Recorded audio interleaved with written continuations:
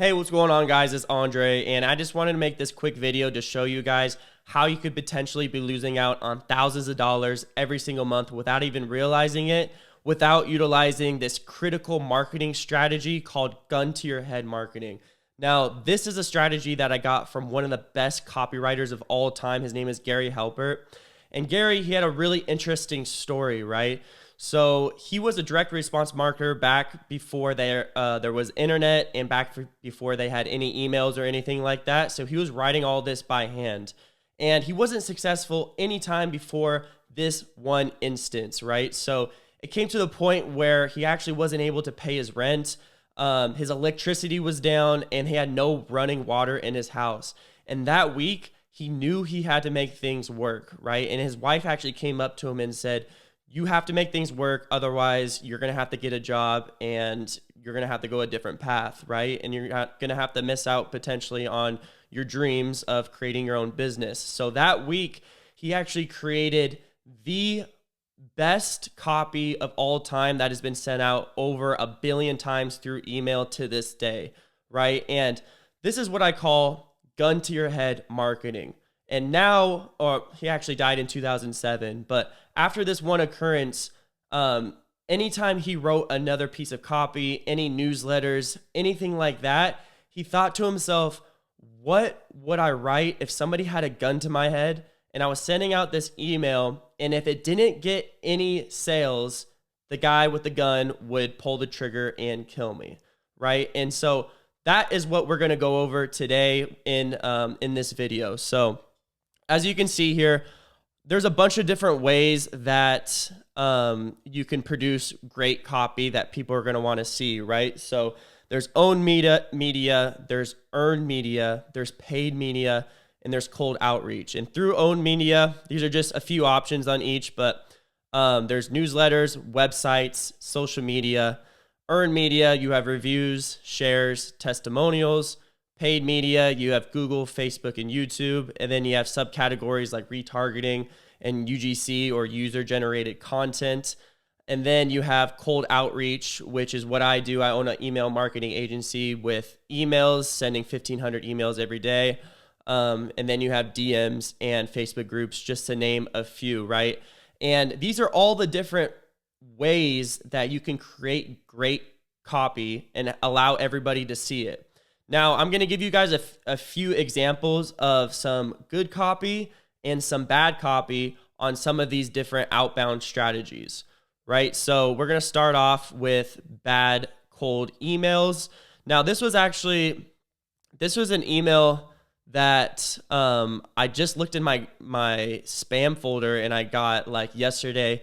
And this was a terrible email because first, she says, hello there, I'm Adna, you're dedicated consultant from Shopify, all this bullshit. First of all, I don't even have a Shopify store, so she obviously didn't do her research. It's pretty cluttered, pretty kind of hard to read. It's in a paragraph form. It's not well spaced out, and she's not talking about any benefits or anything, and it's just terrible, as you can see. Right. And that is probably one of the reasons why I ended up in the spam folder. So that's an example of a bad cold email outreach. Now, a good cold email would be something like this. Now, this is an email that I actually send out in my campaigns to get my clients, just an example. So the subject is really short, commercial appointment. People can't really guess if it's a spam email just from that subject line. And then it's happy day of the week, right? Super personalized. It looks like I just sent it that same day. And then the person's name, notice your site, saw you do a lot of commercial services or commercial service work. It's just something that I noticed. And then it's going to be the offer. So, I like to use a testimonial offer. We help window tint experts increase 30% in 60 days by cutting, slashing, lowering ad spend, blah, blah, blah. And then the last one is a call to action, and it's a really frictionless way for people to say, yes, may I send you a video, right? It's really easy to say, yeah, sure, you can send me a video to this. Instead of this one, it's, would you like to discuss further? First of all, I don't even know who you are. I don't know anything about you. Why would I want to discuss further with somebody I potentially think is a scammer, right? And that's the number one thing that people are going to think when you're sending out cold emails is that you're a scammer. So of course, I'm never going to say, yeah, I would love to discuss further. I don't know anything about you.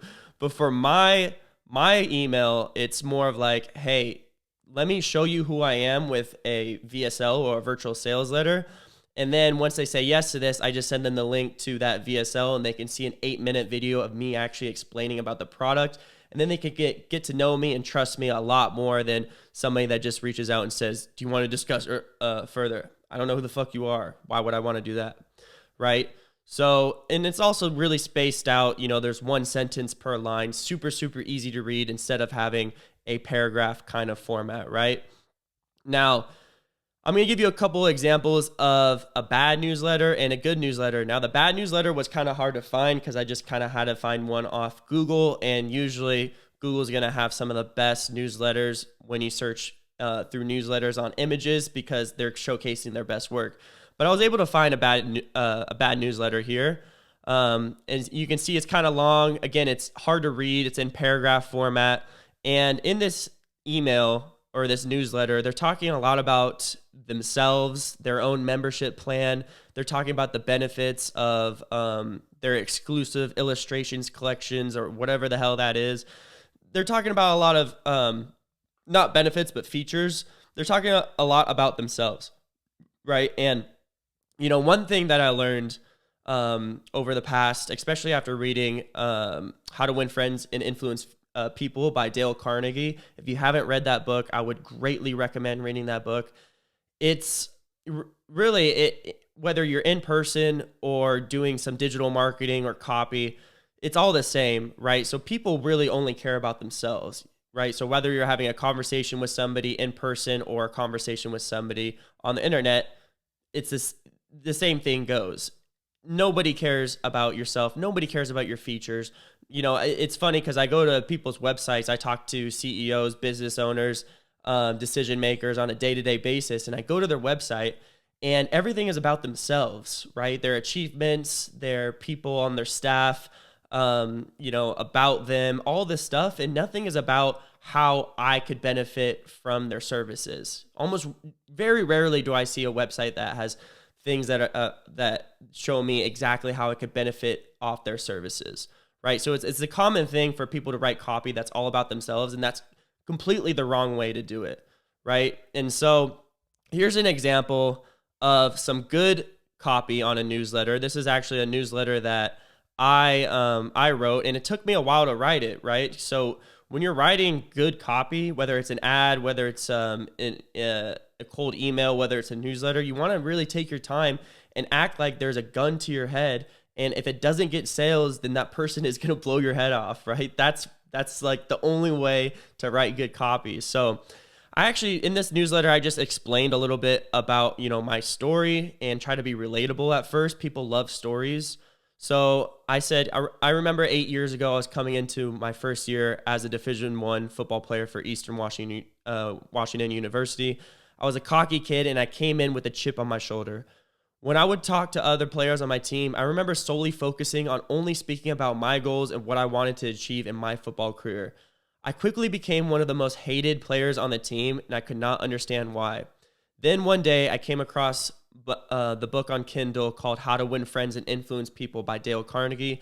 This book taught me that nobody cares about you, and to get people interested in what you do, seek to be interested in them first. Now when I work with business owners and check out their websites, I see the same problems I was struggling with as a cocky freshman athlete. Their business is based on them, what they're about, and all of their achievements that they have made. And they wonder why people are not as interested in jumping on calls with them. We really want to know what our results will be and how long it will take us to reach them. Nothing else matters. And then in the emails that I write to people, it's nothing else matters their name. So nothing else matters John. You know, it's super personalized newsletter, right? And then at the end, there's a call to action, really easy to say. If you found this helpful, then you can head to wealthlinkmedia.com. And there's my offer, blah, blah, blah, help 2x your profits, blah, blah, blah, schedule a call underneath the video, right? So that's an example of a great newsletter. It's super easy to read. You can relate to it because there's a story and there's a lot of value that comes with that, right? Because most business owners, they do struggle with creating copy that benefits the reader, that benefits the potential prospect. And, most of the time, again, it's all about themselves, right? So the last thing I want to show you is a website versus a funnel. Now, these are completely different things. I always say a website is mostly just for looks, right? And a funnel is built to sell, right? And here's the difference. So this is actually a website that I created for one of my clients. It's Datatel AZ. He's an electrician out in Arizona. And you can see, I just kind of made it basic. It doesn't, again, websites, they don't really matter too much, to be honest. They don't really matter too much. They're just kind of for looks, right? And so that's kind of what it looks like. And it's got a little pop-up to gather people's information that I put up on there. And here's the difference between that and a funnel that actually is, that has good copy and is made to sell, right? And so this is a funnel that I built him out to help him get traction from our email marketing. When someone asks for more information, we send them to this funnel instead of this website. So it makes a big difference. If we were just to send them to this website, people would probably go on it and they'd bounce and they'd be like, oh, it's just another electrician, right? But instead we send them to this because this is actually going to have them convert. So we actually transformed his business into an offer with this funnel and said, instead of, hey, do you have some faulty wiring or some messed up Wi-Fi? We can help with that. No, that's awful. You might get like maybe 1% out of 20,000 emails that you send that would say yes to that, right? So instead we switch it and say how we can help brick and mortar businesses increase employee productivity while reducing costs without micromanaging and having to perform layoffs. Then under this video, it's a 5 to 8 minute video of him explaining exactly what he does, right? And then under this, he can schedule a free estimate inside his calendar, and this goes directly into his calendar. And then here's some examples of some testimonials of people that he's actually helped right underneath the video. So you can see this is going to convert a lot more. You can imagine how it's going to convert a lot more than something like this, where we just bring them to a page like this, right? And that is why this is so crucial to have a system in place and to have people that know how to write good copy in place, so you're not losing out on potentially thousands and thousands of dollars every month by writing bad newsletters, by writing bad cold emails, by creating poor websites, even though this is not a poor website. All websites are poor if you ask me, but not creating funnels that are actually converting, right? You're potentially losing out on thousands and thousands of dollars every month without even really realizing it. Now, if you found this video helpful, go ahead and comment below, subscribe, do all that fun stuff, and I'll see you guys in the next video.